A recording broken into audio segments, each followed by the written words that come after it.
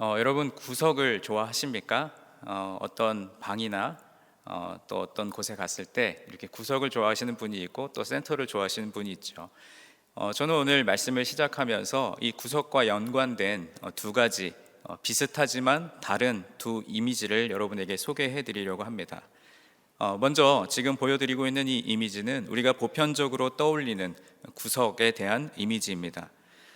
국어사전에 등재된 구석에 대한 뜻풀이를 찾아보니까 세 가지로 정리하고 있는데, 첫째는 모퉁이의 안쪽, 또 두 번째는 마음이나 사물의 어떤 한 부분, 그리고 세 번째는 잘 드러나지 않는 치우친 곳을 속되게 이르는 말, 이렇게 그 뜻을 설명하고 있습니다. 아마 지금 여러분 보고 계신 이 그림을 보시면 밝고 환한 느낌보다는 조금 다소 어둡고 또 고립된 것 같은 그런 답답한 느낌을 받으실 것입니다. 그 다음에 이어지는 또 다른 구석에 대한 이미지를 보시면 여러분 딱 보시기에 바로 권투 시합이 열리는 링의 한쪽 구석의 모습입니다. 이 구석을 보시면서 여러분 어떤 생각이 드십니까? 치열한 선수들의 그 권투 시합, 그런 모습이 떠오르십니까? 저는 이 권투를 소재로 한 영화 중에 제가 아주 어린 시절에 인상 깊게 보았던 실베스터 스텔론 주연의 로키라는 영화가 떠오릅니다. 특별히 이 영화를 저희 외할머님께서 굉장히 좋아하셨던 기억이 있는데, 대충 이 영화의 스토리에 이런 것이죠. 어떤 빈민촌에 사는 청년이 늘 실력이 없는 사회전 복서로 근근히 살아가던 어느 날 이 무명의 복서가 세계 챔피언에 도전할 수 있는 기회가 주어집니다. 과거 세계 챔피언을 키운 바 있는 노인 코치의 지도를 받으면서 맹훈련에 돌입하고 이제 결전을 벌여서 끝내 챔피언 타이틀을 거머쥐게 되는 그런 소재를 담고 있죠. 저는 권투 이런 그 격투기를 크게 좋아하진 않지만 그 영화에 담긴 그 영화의 스토리가 전개되는 그 내용에 매료되었습니다. 그것은 다름 아닌 그 로키를 훈련시키는 코치, 노인 코치 미키의 격려와 조언이었습니다. 오늘 설교 시간에 이 영화 이야기만 할 수는 없으니까 다시 구석이라는 주제로 돌아와 보겠습니다. 여러분 처음에 보여드렸던 그 보편적인 구석의 모습과 그리고 두 번째로 보여드렸던 복싱 그 권투 시합이 일어나는 그 링의 한쪽 구석, 이것의 다른 점이 무엇일까요? 공간적인 의미로는 동일하게 모퉁이의 안쪽이겠지만 두 번째 보여드린 그 링의 구석은 좀 더 특별한 의미를 지니는 공간입니다. 일반적으로 구석은 막다른 곳이고 희망이 없는 곳이며 고립된 공간입니다. 그러나 이 링 위에서의 구석은 3분간의 혈투 끝에 잠시 쉬어가는 쉼과 또 재충전의 공간이기도 하고, 또 코치를 통해서 이제 다음 라운드를 어떻게 준비할지 조언을 듣게 되는 공간이면서 동시에 많은 이들에게 격려와 응원을 듣는 공간입니다. 우리가 오늘 함께 읽은 시편 46편 말씀에도 바로 이 링에서의 구석과 같은 공간이 등장하는데 바로 그것은 피난처입니다. 그래서 이 피난처라는 공간을 링 위에서의 이 구석과 잇대어서 오늘 말씀이 우리에게 주시는 은혜를 여러분과 함께 나누고자 합니다. 먼저 첫째로 오늘 본문 1절부터 3절까지에 담겨있는 내용은 이스라엘을 도우시는 하나님이라는 뜻입니다. 우리 다 함께 첫 번째 이 문장을 한번 읽어보겠습니다. 이스라엘을 도우시는 하나님. 오늘 본문 1절 말씀을 다 같이 한번 다시 읽어보겠습니다. 하나님은 우리의 피난처시요 힘이시니 환난 중에 만날 큰 도움이시라. 여기서 하나님이 그들의 피난처와 힘이 되시고 또 환난 때마다 도움이 되신다고 고백하고 있습니다. 이것은 그저 하나님을 찬양하기 위한 미사 여구가 아니라 그들이 그동안 겪었던 환난 때의 경험으로부터 나오는 말이죠. 이스라엘이 환난 때에 하나님을 찾으면 하나님께서 그들을 도와주신다고 약속하셨는데, 이 약속의 실현이 이스라엘에게 피난처, 또 힘, 그리고 도움이라는 고백으로 나타난 것입니다. 여러분, 이 피난처라는 공간은 본래 적군들이 성읍을 포위하고 쳐들어오려고 할 때 그들로부터 피할 수 있는 견고한 성벽으로 둘러싸인 요새였습니다. 그러니까 대체로 성읍의 가장 높은 언덕에 위치했죠. 적군들이 성읍으로 막 밀고 들어오면 사람들은 이곳으로 피할 수 있었습니다. 여기에서 대적을 피해 숨어 있다가 그들이 결국 포위를 풀고 물러가게 되면 이스라엘은 하나님께서 그들의 힘이 되어 주셔서 도움 또 구원을 주신 것으로 믿었습니다. 그래서 이스라엘은 하나님이 대적들의 손에서 그들에게 피난처를 제공해 주시고 힘이 되셔서 도움을 주신다라고 고백하고 있는 것이죠. 이 1절의 고백을 근거로 2절 말씀을 보면 이스라엘 공동체는 땅이 변하고 바다 깊은 중심으로 산이 무너져 내려도 두렵지 않다라고 고백합니다.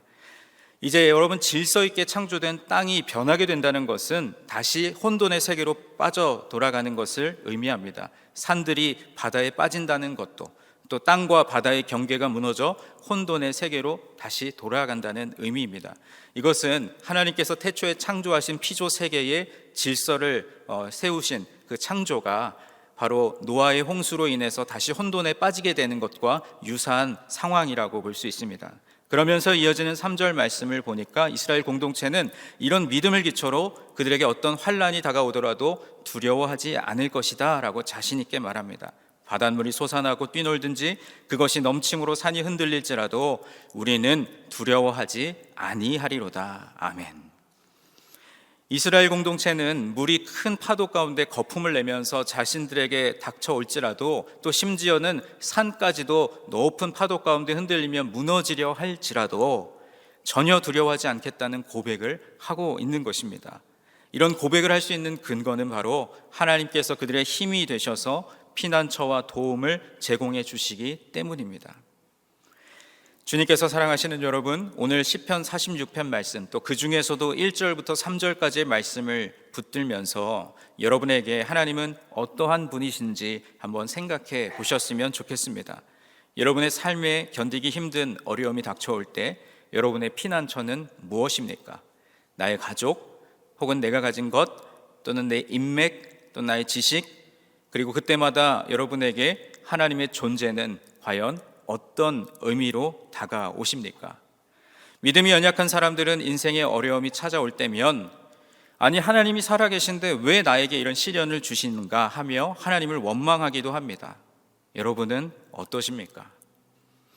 이스라엘 백성들의 고백과 같이 하나님이 나의 피난처시오 힘이시오 또 환난 날에 큰 도움이시라고 고백할 수 있는 저와 여러분이 되기를 주님의 이름으로 간절히 축원드립니다. 두 번째로 이 시편 46편이 고백하고 있는 하나님은 어떤 하나님이냐면 시온을 도우시는 하나님입니다. 우리 다 함께 읽어보겠습니다. 시온을 도우시는 하나님. 오늘 본문 4절부터 7절까지에 담겨있는 말씀인데, 오늘 본문 4절에 보시면 이스라엘의 피난처가 되셔서 그들을 도우시는 하나님의 능력이 시작되는 원천이 어디인지를 소개하고 있습니다. 한 시내가 있어 나뉘어 흘러 하나님의 성, 곧 지존하신 이의 성소를 기쁘게 하도다. 바로 여러분, 그 원천은 시온이라고 하는 성읍, 곧 하나님께서 거하시는 성으로 하나님을 예배하는 성전이 있는 곳입니다. 이곳으로부터 하나님의 도우시는 능력이 이스라엘에게로 퍼져나가는 것이죠. 따라서 시온은 모든 혼돈의 세력을 제압하는 곳이고, 또 환난 중에 이스라엘에게 피난처와 구원이 되는 곳입니다. 이스라엘 공동체는 그 강줄기들이 하나님의 성읍 시온과 또 그의 거룩한 거처 성전을 기쁘게 한다고 고백하는 것이죠. 하나님은 땅을 변하게 하시고 산을 바다로 빠뜨리는 무서운 혼돈의 파도를 사람에게 생수를 공급하는 생명의 원천이 되는 강줄기들로 바꾸셔서 시온으로 흐르게 하십니다. 거룩한 처소에 거하시는 지극히 높으신 하나님께서 이 시온에게 생명수를 공급해 주시는 것입니다. 그리고 이어지는 5절 말씀을 보시면 하나님이 그 성 중에 계심에 성이 흔들리지 아니할 것이라 새벽에 하나님이 도우시리로다. 아멘. 여러분, 이런 하나님이 거하시는 성읍 이 시온은 결코 흔들리지 않으며 하나님은 아침이 밝을 때에 성읍을 구원하신다라고 고백합니다. 하나님께서 성읍 가운데 계시기 때문에 이 시온은 혼돈의 파도, 즉 어떤 무서운 환난이 닥쳐와도 안전할 수 있다는 것입니다. 하나님이 계시는 성읍은 결코 흔들리거나 무너지지 않을 것입니다. 하나님의 이러한 보호가 동틀역의 구원으로 묘사되고 있죠. 동이 트인다는 것은 이제 지난 밤의 어두움이 물러가고 밝은 새날이 다가온다는 것을 의미합니다. 하나님께서 환란을 상징하는 무서운 파도로부터 이 성읍을 보호하시고 죽음의 상징인 어둠을 생명의 빛으로 바꾸어 주신다는 뜻이 여기에 담겨 있습니다. 그러니까 파도, 또 강줄기 등과 같이 상징적인 언어로 하나님의 구원을 노래하던 이스라엘 공동체가 이제 역사 가운데 행하시는 하나님의 구원 사역으로 초점을 옮기게 되는데, 바로 6절 말씀을 보면 문나라가 떠들며 왕국이 흔들렸더니 그가 소리를 내심에 땅이 녹았도다 라고 말씀합니다. 민족들이 소리치고 왕국들이 비틀거리는 것은 하나님이 그의 소리를 발하시기 때문이며 심지어 땅까지 녹아내린다는 것입니다. 이스라엘을 위협하는 이방 민족과 왕국들이 큰 파도와 같은 이 혼돈의 세력으로 상징되는데, 하나님께서 소리를 발하셔서 그 모든 것들을 제압하십니다.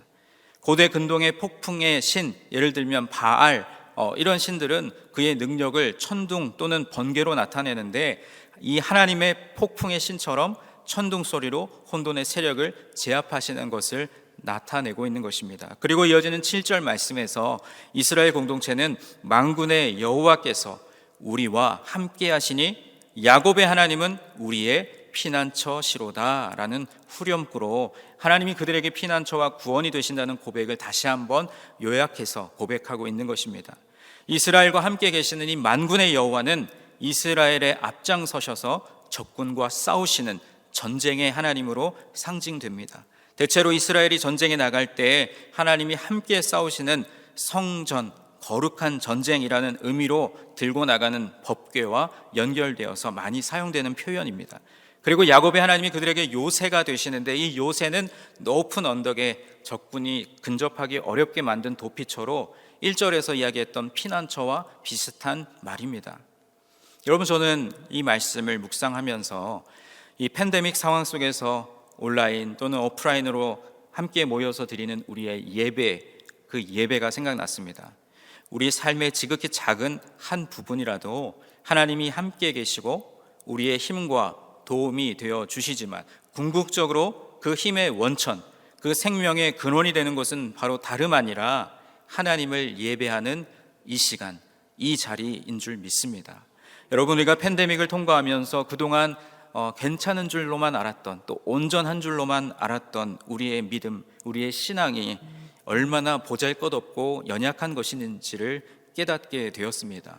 여전히 이 어려움의 시간이 언제쯤 완전히 종식될지 우리는 알 수 없지만, 우리 삶의 고난과 역경을 이길 수 있는 힘은 바로 하나님을 예배하는 이 시간, 이 자리에서 시작되는 줄로 믿습니다. 마지막 세 번째로 오늘 본문이 고백하고 있는 하나님은 어떤 하나님이냐면 열방을 꺾으시는 하나님이십니다. 같이 한번 읽어보겠습니다. 열방을 꺾으시는 하나님. 8절에 와서 여호와의 행적을 볼지어다 그가 땅을 황무지로 만드셨도다 라고 고백하면서 이제 이스라엘 공동체는 이방 민족과 왕국들에게 너희들이 이제 와서 여호와의 하신 일들을 직접 보라고 말하고 있습니다. 여호와가 세상에서 무서운 일을 행하시기 때문입니다. 여기에서 무서운 일은 일반적으로 시체와 폐허로 가득 찬 것을 의미하는 파괴, 또 황폐로도 이해할 수 있지만, 이 말은 하나님으로부터 시작되는 큰 두려움이라고 볼 수 있습니다. 그러니까 하나님의 존재로부터 오는 그런 두려움 말이죠. 하나님께서 행하시는 무서운 일이 9절에 소개되고 있습니다. 그가 땅끝까지 전쟁을 쉬게 하시며 활을 꺾고 창을 끊으며 수레를 불사르시는도다. 그는 전쟁의 상징인 활을 꺾으시고 창을 부러뜨리시며 병거를 불로 태우셔서 세상에서 전쟁을 완전히 그치게 하십니다. 전쟁을 그치게 한다는 것은 세상에 평화를 가져오는 것인데, 이스라엘을 혼돈과 어두움으로 몰아넣으려는 모든 세력들을 쫓아내실 뿐만 아니라 이제 세상 끝까지 평화를 이룩하셔서 하나님의 나라를 건설하시는 것입니다. 하나님이 전쟁을 그치게 해서 평화를 가져오는 구체적인 방법이 이어지는 10절 말씀에 이렇게 소개되고 있습니다. 이르시기를 너희는 가만히 있어 내가 하나님됨을 알지어다. 내가 문 나라 중에서 높임을 받으리라. 내가 세계 중에서 높임을 받으리라 하시도다. 아멘. 여러분, 이것은 하나님의 말씀을 직접 인용하는 어떤 형태를 띠고 있는데, 그것은 모든 열방이 여호와가 얼마나 두렵고 높으신 분이라는 것을 받아들이는 것입니다. 이방 민족들이 내가 바로 여호와 하나님이다라는 것을 인정하는 그것이 하나님의 궁극적인 목표이며 세상의 평화를 이룩하시는 하나님의 나라를 건설하는 길이 되는 것입니다. 이스라엘 공동체는 하나님께서 그들의 피난처와 힘과 도움이시라고 고백합니다. 그러므로 세상이 뒤집힐 정도의 천재지변이 일어나도 두렵지 않다고 말합니다. 우리도 이런 믿음을 가지고 있는지 우리 자신을 한번 돌아보아야 할 것입니다. 우리가 정작 두려워해야 할 것은 우리에게 닥쳐오는 어려움과 환난이 아니라 바로 하나님이 과연 나와 함께 하시는가 하는 것입니다. 하나님께서 그 가운데 거하시는 시온은 결코 흔들리지 않으며 하나님은 그곳에 구원을 베풀어 주십니다. 그곳에는 혼돈의 파도가 아닌 생명의 강줄기들이 흘러 기쁨이 넘칩니다. 시온을 위협하는 이방 민족들은 하나님의 권능의 소리에 비틀거립니다.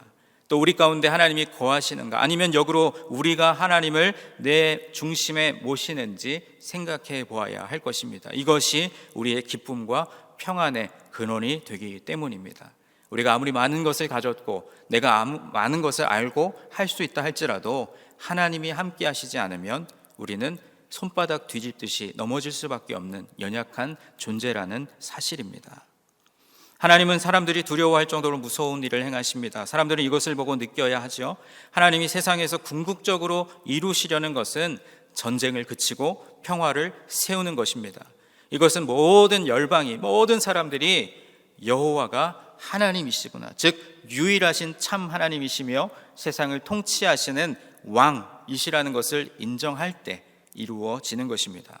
여러분, 오늘 우리는 말씀에 비추어서 과연 내 삶의 중심에서 여호와가 하나님이라는 것을 인정하고 또 그 원리대로 살아가고 있는지 돌이켜 보았으면 좋겠습니다. 그리고 하나님께서 원하시는 평화를 우리 가운데 이룩하고 살고 계신지, 아니면 하나님이 싫어하시는 다툼과 갈등과 또 분쟁만 일으키면서 살고 있는지, 아울러 우리의 신앙의 모습을 돌이켜 보아야 할 것입니다. 우리가 거칠고 험한 인생길을 가는 그 동안에도 크고 작은 어려움을 만날 때마다 하나님은 우리의 피난처, 우리의 요새가 되어 주신다고 약속하셨습니다. 우리는 그저 가만히 있어 그분만 의지하면, 또한 그분이 하나님이심을 인정하고 고백하면 모든 어려움과 환난을 물리쳐 주실 그 권세가 바로 우리 하나님께 있는 줄로 믿습니다. 온 열방과 세계 가운데 높임을 받으실 그 주님의 이름을 찬양하며 승리하는 믿음의 삶을 살아가는 저와 여러분이 되기를 주님의 이름으로 간절히 축원드립니다.